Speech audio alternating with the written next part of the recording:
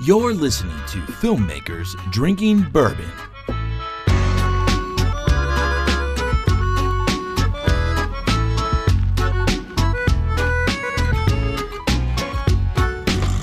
Hey, what's up, everybody? It's Brandon. And this is Alex. And we're filmmakers. And we're also drinking bourbon.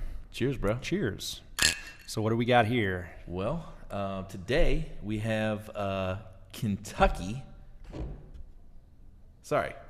Lexington. Which is in Kentucky. Bourbon. It's called Lexington. Finest Kentucky bourbon whiskey. Looks like it's bottled in Bowling Green. Right outside of Nashville there. Yeah, it's got a nice little label with a horse on it. And so let's try it out. All right. Tasty. Not bad. Tasty. So today I thought, we'd just go straight up. Bourbon on the rocks. It's a good idea. We've been doing a lot of old fashions. Going the sweet route. Did you know, though, this was something that I got clarity on because I've heard a lot of people debate this. A lot of people think bourbon has to come from Kentucky. It does, doesn't it? No, I do not believe it does. So I don't know about that. Well, look it up, and I challenge any listeners out there to do the same. But I believe for bourbon to be recognized as bourbon, there are some government regulations. It has to be made with 51% corn, and it has to be aged in single oak barrels that have not been used before. Charred. Yeah, so after they're used, they'll send them off to other places for, wine and rum and whatever else. Tequilas and yep. But as long as you meet those criteria, it's considered bourbon. So you're telling me that you could make bourbon in any state, any country, just depending on those factors? No, it has to be in the U.S. for it to be considered bourbon. Gotcha. Because of the just the rules and regs. But Weird. Essentially, you can make it anywhere in the U.S. Now, the other thing, too, is all bourbon is whiskey. For sure. Not all whiskey is bourbon. But yeah, they have Japanese whiskeys. Well, and all sorts, but it's because of the ingredients. So certain whiskeys will have not 51% corn. Have other grains and they will instead. not be stored in the single oak charred barrels. Gotcha. Or they'll be in a barrel that's already been used. Yeah. So there's lots of things happening here, but the tried and true bloods in, say, for instance, Lexington, they're going to throw a fit right now. They're going to freak out. Oh yeah. They're already getting on. It's part of their heritage. Online to try to talk about us. Yep. It's bad. But what I do know is there's some great bourbons out there that we're going to feature on the show that are not from Kentucky. Interesting. Yeah. I'm interested to see how they stack up and if it's any different. Yeah, we'll see. Yeah. So. Well, cool, man. So what's going on, man? What have you been up to? I've been watching a lot of stuff. Yeah? What are you watching? Well, sticking with TV series. So I watch a lot of movies, obviously, but I found this interesting TV series, kind of late to the game. The new Mike Judge thing, Silicon Valley. You heard of it? Beavis and Butthead? Is that Mike Judge? Yeah. Him and King of the Hill and all sorts of stuff. No, what's it called again? It's called Silicon Valley. Okay. So it's about these tech startups and just trying to make it out there in the programming computer world. It's really interesting. So is it live action? Yes. Okay. And it's hilarious. Okay. Cool. Oh yes. Bunch of names you've never heard before. Does it have that same Mike Judge feel, but with real people? How's that work? It's crazy, and there's ridiculous scenarios, lots of language. Definitely not safe for anyone below 18, but it's it's a good one. It's just about a group of guys. They work for a big tech conglomerate. One of them comes up with this algorithm, this program that speaking of video stuff, compression and making things smaller for web viewing. He comes up with a compression algorithm that makes files smaller. And so he sets off on his own with his small group of like 4 or 5 friends to start a business and ultimately try to become a billionaire. Cool. Yeah, so he's got all these suitors along the way that want to fund his company, and it's just really cool. What's the aesthetic? What's like the production aesthetic on it? Like, what are they like? Is there like a look, feel? Does it have a? Why do you like it? Is it just the writing? Great writing? I think it's great writing, great acting. It's hilarious. It's super techy. It gets really into an area that I don't know a lot about, which is that programming computer thing. Right. Most people don't. Yeah. It's like I don't know anything about C++ or whatever. Yeah, but my brother does. He's a programmer. Really? Yeah. He'd probably love it then if he doesn't watch it already. I mean, they go super deep. Yeah, he's definitely a nerd for sure. They go way deep into things that, the layman would have no idea about. Yeah. But then they find a way to explain it, and you're like, cool. That's neat. Right on, dude. But yeah, we just, so they've got 2 seasons out, or they're in their 2nd season. We just finished episode 8, season 2 last night, and we love it. Nice. Yeah, check it out. That's awesome, dude. Really I funny. definitely will. I've been digging into last year's Oscar noms. Yeah, what are you up to? Well, I mean, it's kind of hard, with kids and family. I mean, it's hard to, during the film season to go out and see them all, right? Like you can't. It's hard to get away sometimes to go see them all. And some films are just kind of hard films to watch. So some of them are 3 hours long. Yeah. So anyway, I had some time and over the weekend, and I caught up on some stuff. So I watched Selma. Yeah, MLK, which was great. And I still haven't seen it. Yeah. Wow. Ava did a great job directing. Like it's unbelievable. It's really, really, really good. I actually just saw an article today where people were starting to start some rumors that she would do a great job and bring a whole nother light to Marvel films. Yeah. That could be interesting because you know how I hate superhero films. For sure, but I think she would just get chewed up and spitting out by the corporate structure there. I don't think they'd let her do her character piece job. You know what I mean? Yeah, I don't know. But all I know is that it was a great, great film. It was beautiful. The story was great. The performances were amazing. And I now can fully say they got robbed. They got robbed at the Oscars. Really? They got robbed with the committee. That good? I couldn't speak to it before because I didn't see it. But definitely they got robbed for sure. Really? For whatever reason, it was a great film. It was one of the best films of the year. What was the cinematography like? It was just breathtaking. Really? Bradford Young, this dude is just, he's working. It was unbelievable. I mean, the shot selection, the color, the way they treated the whole film. Yeah. It just really came to life. All played together really well. Yeah, and they had they mixed in, some archive footage. Really? As well, yeah. Oh. And but none of the speeches were in there specifically. They're all later acting? I found out it's because I believe this is hearsay. So if listeners, if you know, inform us. But I believe Martin Luther King's speeches are owned by Steven Spielberg. How? I don't know. Wow. I assume if you own the written copy, maybe you own the sync rights. Oh my! But regardless, they did not have permission to use any of his actual speeches, which is kind of ironic. Yeah, that's crazy. And the fact that if Spielberg does indeed own that, that's a way to jump on that. Wow. Right, because they said evidently he was trying to make this film. Makes sense. I mean, he's Lincoln and all that stuff. You'd think he'd want to. Yeah. So anyway, all the heavy hitters. But it was great. It's those are hard films to watch. It's like Schindler's List. Those types of films that are these true human, 12 Years a Slave, these human interest tragedies pieces that are real. They're a part of our history. And Tragic. It's not, you don't come home from a hard day at work and say, "Oh, honey, let's make dinner and watch Selma," or "Let's watch 12 Years a Slave." It's you go to the film because you need to. For sure. Because it matters. Part of you. And so for me, that's what Selma was, and it was great. I mean, it was emotional. It was hard to watch, but it was really good, and I think it was, it's something people need to watch for sure. So, wow. So anyway, I hope those films like 12 Years a Slave, Selma, Schindler's List, I feel like those should be worked into our school systems as part of the curriculum, and let people feel the weight of the history, so that those things never happen again. Do you think it does a better job of watching it versus just reading about it? Absolutely. Yeah, it makes it a little more impactful. Absolutely. Yeah. Yeah. So it was good. And then so from there, I was like, okay, where do I go from here? That was kind of a heavy movie. Where do I move towards? And so I watched American Sniper. Yeah. Why do you laugh when you say that? Because it wasn't necessarily lighthearted. No. I went from one heavy movie to yet another one. Yeah. What'd you think? It was good. Yeah, It fell a little flat for me. for sure. We talked about this a little bit. I don't know why. But that may have been because that's what the character was based on.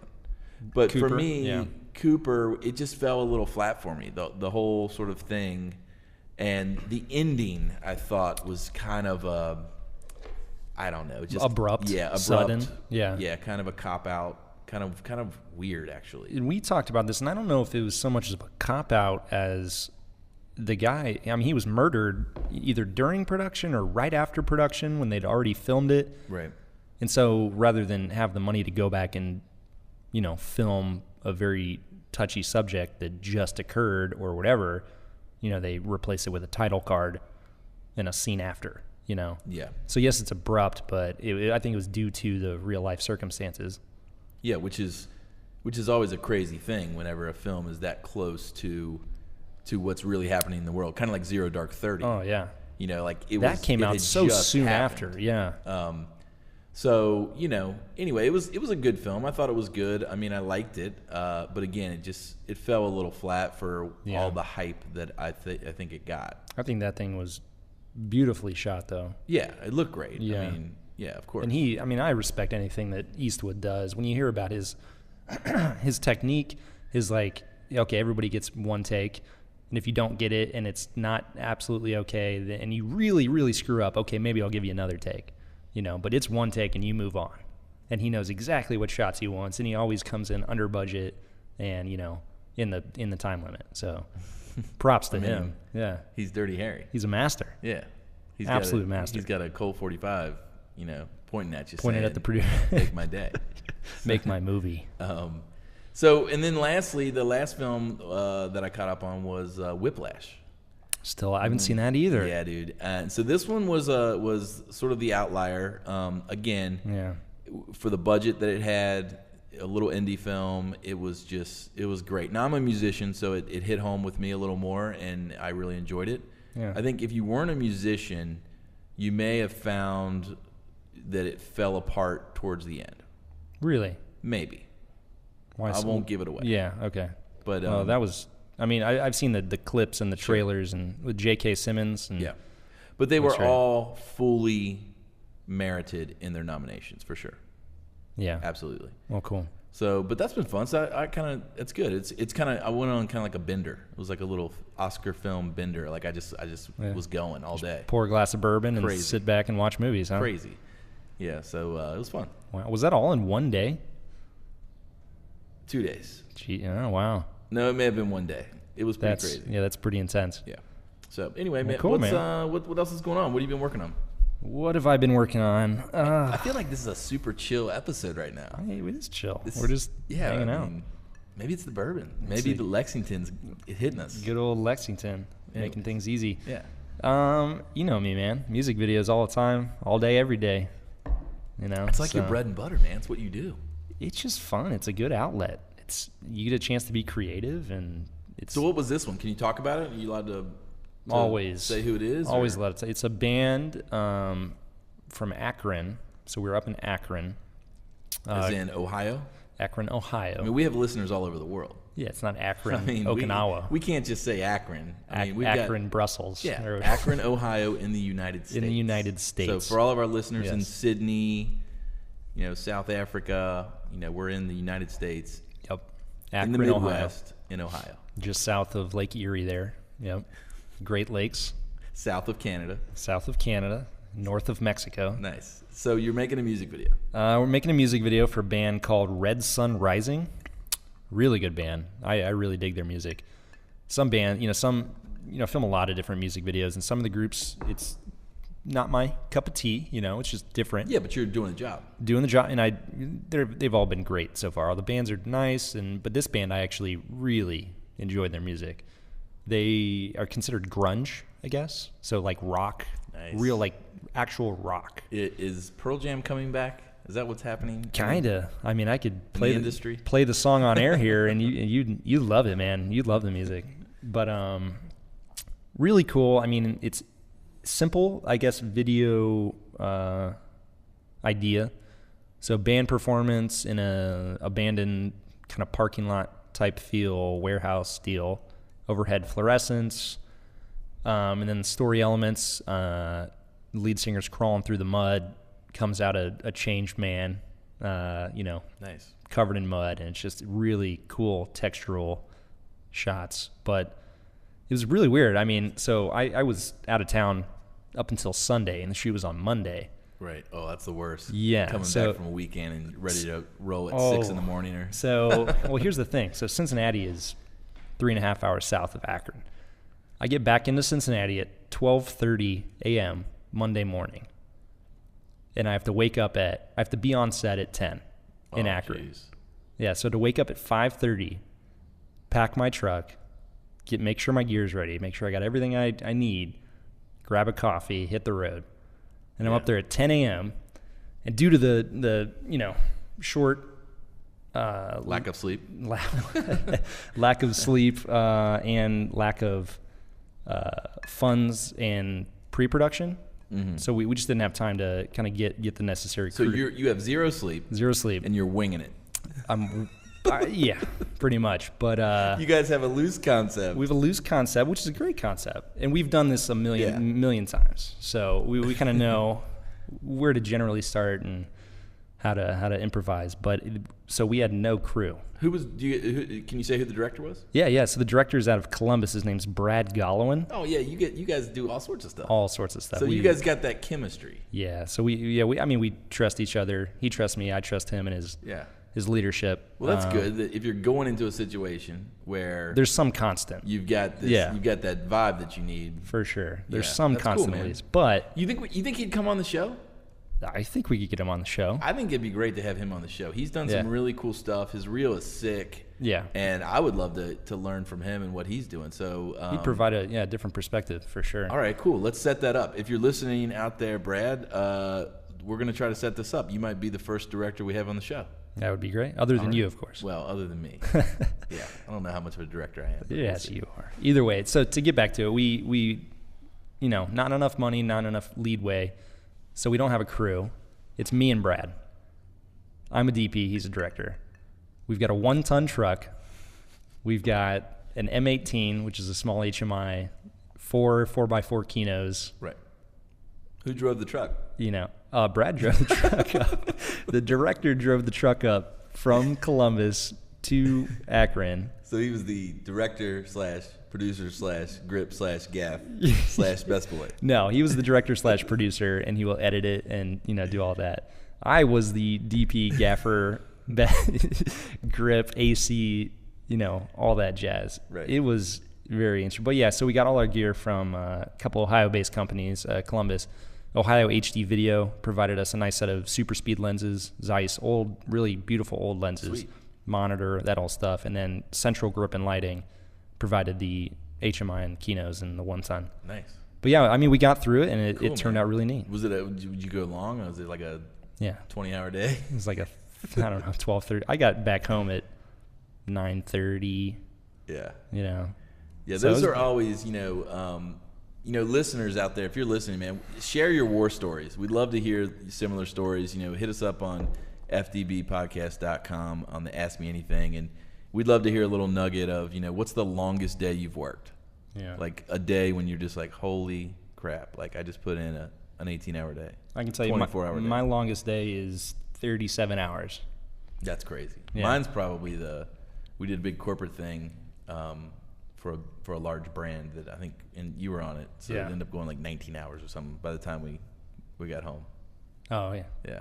Yeah, so it's crazy. But yeah, definitely, you're going long days. Be safe. Don't drive. Yeah. If you're coming home like me from somewhere 3.5 hours away and you just work 12 hours, get a hotel. Yeah. For sure. Spend $40 and make sure you live to shoot again. Yeah, no doubt. But either way, so we got through the project and it's coming out in a couple months. Should be cool. That's cool, man. Yeah. What about you, dude? What have you been doing? Man, dude, we're still grinding on. It's been fun. We're grinding on this music video. For my buddy Donnie Maserati. Yeah. And it's kind of evolving because really what we're doing, we're shooting everything like just literally out of the box, handheld, C100 Mark II. And the whole concept is we're showing the real gritty people of Cincinnati. Rich, poor, old, young, black, white, kids, adults, the whole deal. And it's been really neat to see all the people who've just been super cool and willing to let us shoot their profiles.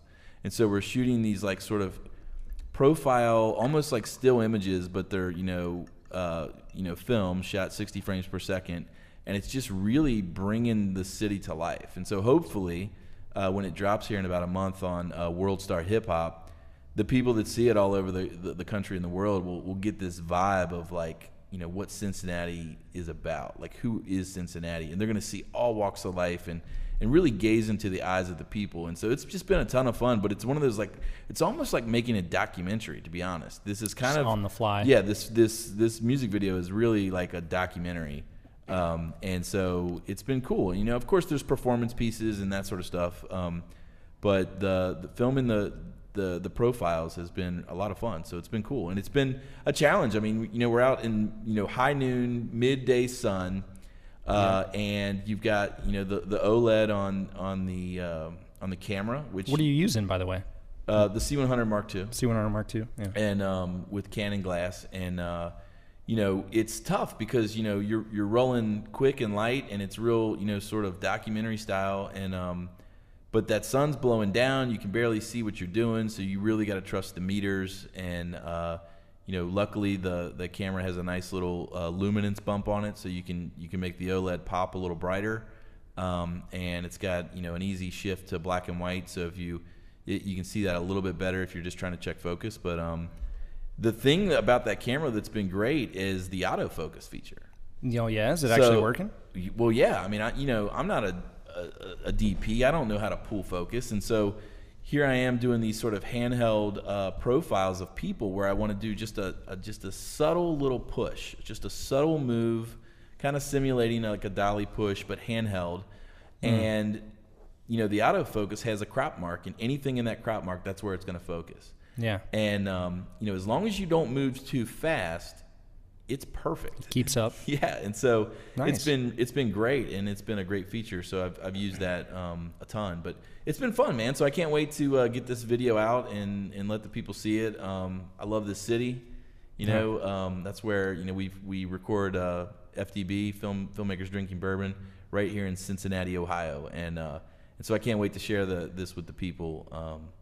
With the song when it drops, man. Well, cool, man. That'll be a nice little piece. Highlight our city. For real. And yeah, it's good.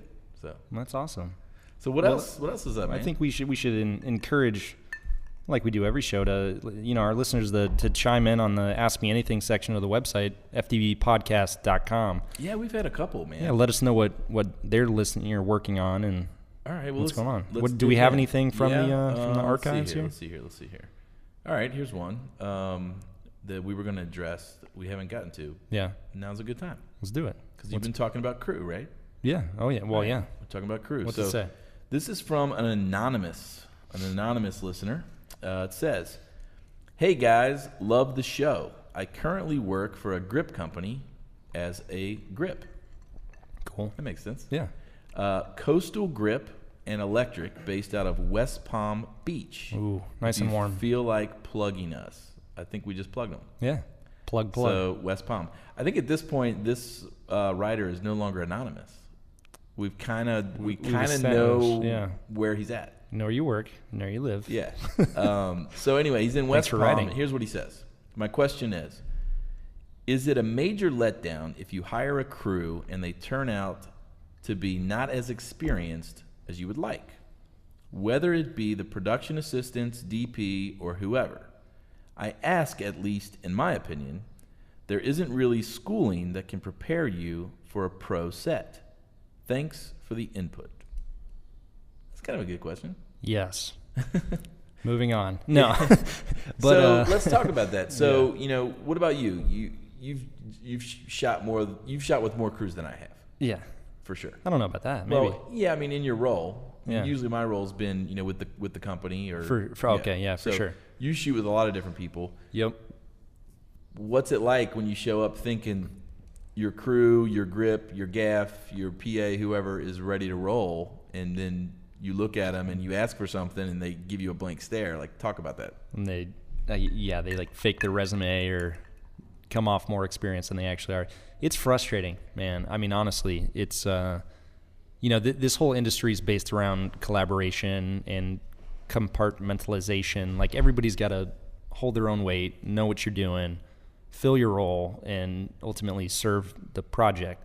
So when one of those cogs in the machine, comes rusty, I guess you'd say, or it doesn't fit, it kind of puts a hampers the entire production.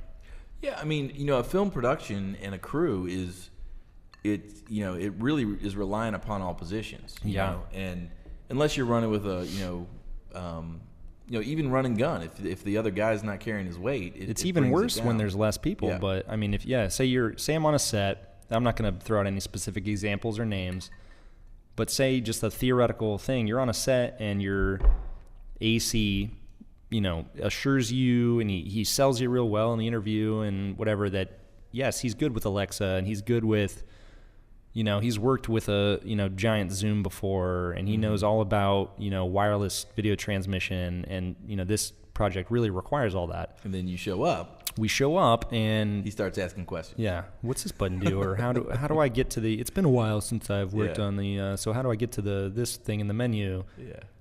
And you're like, oh dude, I'm talking to the gaffer. We're lighting the set. I need this to happen over here. I need to trust you. Because now my time's split. Of whether you have an AC, it's kind of like you're doing the work. Yeah, it's kind of like I don't, because now I got to split my time. I can't just focus on lighting and talking with the director about framing and movement. I've got to come over and worry about some of the technical stuff that I shouldn't have to.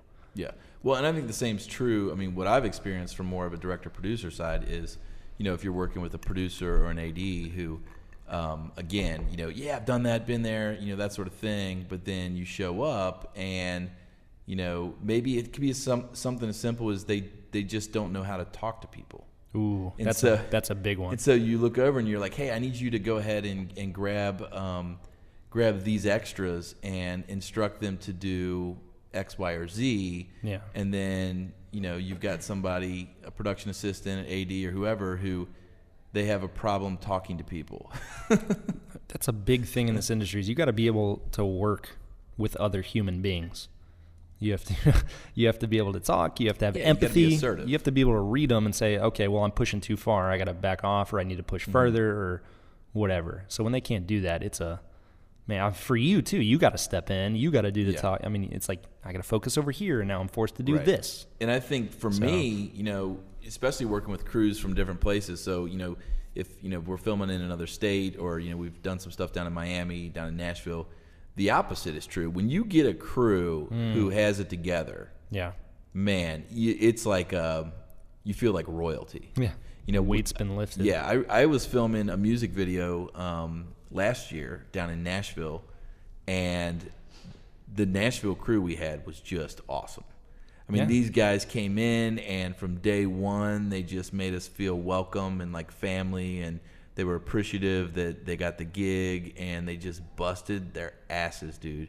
And these guys crushed it. From PA to AC to, just dudes just hustling. And they were so pumped to like be a part of it. And they were so like generous, and just, it was really cool, because we were on their turf. Yeah. Doing something that they do all the time. You shoot music videos in Nashville every day. That's one of the moneymakers down there. These guys that we worked with, they've done 1 billion, and they did artists that are, have sold way more records. Grammy winners. Yeah. And they came in humble, and they embraced my vision, and they executed on it, and they worked with my crew, which was just, 3 or 4 guys that I brought down from Cincy. And, man, they were awesome. So big shout out to Nashville. Yeah. Those dudes are dope. And there's actually one of the guys that I think we're gonna have to get on the show. Oh yeah. I won't throw him out just yet. Cool. We'll let the people wonder. Let's do it. Yeah, but I mean, I agree. So it's a collaborative industry, and you got to work together. So if just don't oversell yourself, but also don't undersell yourself. It's horrible when you get somebody that's lied to you, but it's also great when they, exceed your expectations. So yeah, no just doubt, cool. dude. Well, and the other thing too, I remember one set we were on, we came down, and some of the I think it was the gaffer and the key grip were so experienced that they looked at you as a younger DP. Oh yeah. And really raised their eyebrows. Yeah. Do you remember that? In the very beginning, yeah. And so I guess that's kind of a flip side. My it was work cut out almost for like me. the crew members were so experienced, you know, Yep. the opposite of inexperienced, Yep. that it became a burden for a minute. We had to work through that. For sure, we had to push, and I had to. How did you feel? sell Because you myself. were really, they were kind of questioning, like, you know, you look Yeah. young. Let's I be do look honest. very young. You look young. Yeah. Like anyone on the street would look at you and say, just graduated high school. Yeah, there's no way that you're a professional cinematographer. You didn't just graduate high school. I might have. Maybe.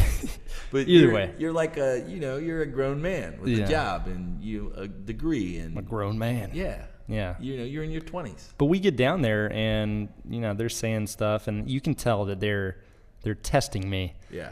They're throwing out terms, and they're trying to see if I'll either slip up or say yes to something that doesn't make sense or whatever. Right. So I kind of had to set the record straight and show them. It took the first 2 hours of the first we had to win people up. production day, but after that it was great. I mean, Absolutely. they loved it, and at the end of the shoot they come on back anytime. We cannot wait to work with you again. This was fantastic. Yeah.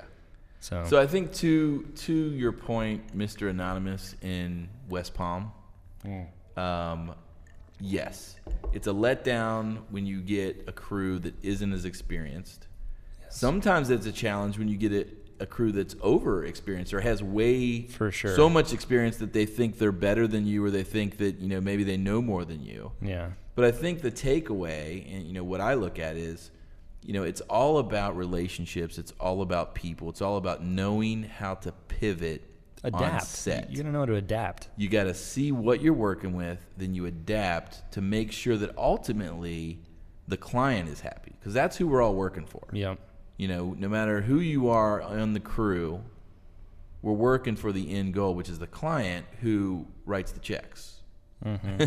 And some days it may be your personal project. You may be the client, and everyone's serving you, to which you have to adapt to that and not overexert the crew. But yeah, when we've got an agency client or a corporate client or something like that, you just got to know your role. Yeah, because here's the thing: you're not getting a new crew. Like No. you can't replace everybody day of. No, if you're on a long production, maybe So you can swap out one. But you have to work with what's there, and you got to work through it. And so it's important that everybody's able to do that. And as a director or DP, you got to lead your team, and sometimes have a tough conversation and say, hey, I was expecting you to be able to know how to do this, and you're not. what's the deal? How are we going to work through this? What's the deal? And you're right. That might mean saying, hey, you don't need to come back tomorrow. Yeah, if it's a long enough shoot and you can replace them, sometimes that has to happen. But yeah, to answer the second part of Mr. Anonymous's question, there is no, I don't think there is a school that can prepare you for the actual production world. Even going to a big film school and getting your master's or whatever. I learned more in the first 4 months out of school than I did in 4 years of school. Just because you go through so many varied situations, you learn how to adapt, you learn how to work with people, which is the main thing. It's like Brandon said, it's all about relationships. So if you can learn to read people, to adapt, to know your limits and know your position, like, you should be fine. Absolutely. Yeah. It's all about relationships. Be a good human. Yeah. That's good. it. Be a good And, human. and speaking of good humans, Yeah. we had a great human on the show last week. We did. I mean, That was killer. come on. Wooden camera. Wow. Yeah. What a guy. Yeah, they were fantastic. I And- think there's one part of that whole thing that we didn't get through. Ah, the giveaway. The actual giveaway. The giveaway. Yeah.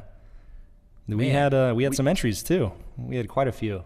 How about the fact that these guys have been listening the whole episode just to hear this?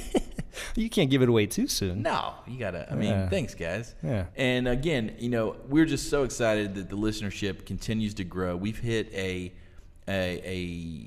what do you call it? Milestone. Overall, yeah. We've hit a milestone for overall listens or downloads, 4,000. Yeah. Lifetime. That's so cool. Very cool. And so it's been great to see each and every episode getting You could say 4K. 4K. We have reached the 4K mark, which in the film world is all the rage. We've reached the standard. 4K. Yeah. Our podcast is in 4K. We're a 4K podcast. But it was a lot of fun. Thanks so much for your listenership. We really appreciate it. We'd love to hear from you. FDBpodcast.com. Ask me anything. Chime in, comment, message, whatever you want to say. Talk crap about us. It doesn't matter. Yeah. And likewise, we would love for you guys, if you're listening right now, we would love for you to immediately after the show go to iTunes and give us a rating. That's a great way for us to know how we're doing and for the rest of the world to know, is this worth listening to? And again, we want to build a filmmaking community who can sit down and have a drink and talk. Yeah, our Our goal is to have, like we did last week, have these great guests on the show to give us a little piece of what they're doing out in the world. Not just gear companies, but also, like we were talking about, directors, producers, DPs, actors. Actors. Like James Franco. Maybe even musicians that have some relation to the filmmaker. Yeah, but also James Franco. Which, by the way, just an update for everybody. We're still in negotiations. I'm working with James Franco's publicist. We're working this out. Yeah. So well, he did just finish both movies. He wrapped. So he's no longer here. He might here. be free. He's not here. He might be free, but he's not here. Well, but we can always call in. Yeah. There's ways to do this. We did it last time. We called in. Not giving up just yet. James will be on the show. Yeah. So cool. But anyway, we do have coming up in the coming weeks another special guest. We do. Yeah. Let's not. I'm not giving it away. Yeah, don't. It's really good, and they also have some really cool giveaways. Yeah. So if you thought hashtag FDB giveaway was a one-time thing, think again. Think again. It's coming back. Because this show and again is blowing up. Yeah. All right. Well, let's get to it, man. Let's get to it, man. We've had a ton of entries all over the country. Yep. All over the world. All over the world. Well, the internet is worldwide. I think you should do the honors. All right. Well, you shake it up. Here we go. Whoa. We shook it up a little too much. We are dropping all the entries, and what we're using is the Twitter username, so the Twitter handles, and that's what we'll announce on air, and then we'll reach out to you guys and shoot you a message. We'll link up with a direct message of some sort, and we'll get your info. We'll get you set up with the kids over at Wooden Camera. Okay. So go ahead and shake up that Cincy Fitted. It is shaken up. Cincy Fitted here. Dun, da, da, da, da, da, da. And drum roll. We got one. It's unwrapping. Oh, man, this is big. $200 to woodencamera.com. Or if you're in L.A., you can go to the store. Yep. Brand new store just opened in Burbank. Fantastic. Dude, how awesome. Like you said, one of every product on display, ready for you to try out. Unbelievable. We're talking about camera mounts. Yep. We're talking about little grip rig pieces, all sorts of crap. It's amazing. Yep. And I think they're pretty anxious right here because we just pulled a winner, and the winner is at B_Dickman. B Dickman in the house. So congratulations, buddy. B_Dickman. You are the winner of a $200 gift card to Wooden Camera. We'll reach out to you on Twitter. We'll DM you. We'll get your info. We'll send you the gift card, or you can come pick it up if you're close. Awesome. And we're super excited. We want to hear what you're doing. Like, what are you going to do with this gift card? B Dickman. Yeah. Like tell us what's up. What are you working on? So we'll figure that out. And, man. Cool. I don't know. Should we get him on the show? We just gave away our first prize. Maybe he gets a call in. Maybe he should get a call in to say thank you or screw off or whatever. Yeah. All right. Excellent. Well, man, it's been a ton of fun. Yep. Episode 4, Filmmakers Drinking Bourbon. And, dude, this is great. Yeah. So good to see you again. It's always good to see you. We got our Lexington bourbon here. It's going good, man. Anything else? No, I think we're getting to the bottom of the barrel here. Yeah, we're getting to the bottom of the barrel. And, bottom of the bourbon barrel. Absolutely. All right. So I guess I'll see you next week, man. Let's do it. Is that going to happen? Are we on set? What are we doing? What is next week? Next week is the... We'll have to we don't need, the listeners don't need to hit. I'm going to be in Vegas. All right, well, let's do a call-in. Yeah, we can do call-in from Vegas. Okay, so next week, where are you going to Vegas for? Wedding. Oh, whose wedding? Yeah, my buddy. Oh, okay. Yeah. I thought it was a bachelor party. No, that was last weekend. Oh, okay. So yeah, next week's the wedding in Vegas for my college swimming friend. Nice. Yeah. So all right, well, let's do a call-in. That'll be cool. yeah, it's from the home of NAB, and Yeah, where are you staying at? Treasure Island. So one of the Whoa. old ones. Uh-oh. Really, really old. That sounds dirty. Yeah. So All right, man. We'll do a home call-in. party. We'll do an on-location call-in. Yep. You're kind of on location. Or You're I'll, not really call, working. or I'll call you. Maybe you're working. Maybe I'm working. Yeah, maybe I'm I on call location. you. Yeah. Either way, we're gonna have a call. It's gonna be great. Yep. We'll give you some content Or we could do like a 3-way call. with I don't know. somebody. That's what I'm saying. Maybe we get B. Dickman on the show. Unbelievable. We see what he thinks. Anyway, good Cheers. episode. Cheers.